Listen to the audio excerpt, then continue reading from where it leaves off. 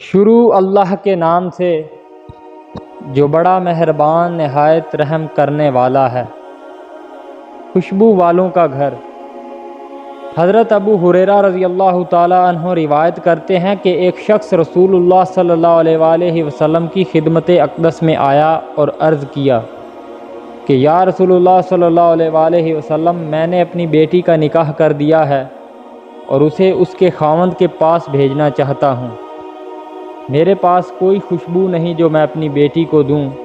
آپ صلی اللہ علیہ وآلہ وسلم کچھ عنایت فرمائیں۔ آپ صلی اللہ علیہ وآلہ وسلم نے ارشاد فرمایا کہ میرے پاس موجود نہیں، کل صبح ایک چوڑے منہ والی شیشی اور کسی درخت کی لکڑی میرے پاس لے آنا۔ تو دوسرے روز وہ شخص شیشی اور لکڑی لے کر حاضر خدمت ہوا۔ آپ صلی اللہ علیہ وآلہ وسلم نے اپنے دونوں بازوؤں سے اس میں پسینہ ڈالنا شروع کیا یہاں تک کہ وہ بھر گئی۔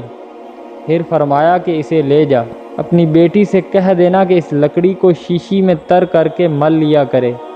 پس جب وہ آپ صلی اللہ علیہ وآلہ وسلم کے پسینہ مبارک کو لگاتی، تمام اہل مدینہ کو اس کی خوشبو پہنچتی، یہاں تک کہ ان کے گھر کا نام ہی خوشبو والوں کا گھر ہو گیا۔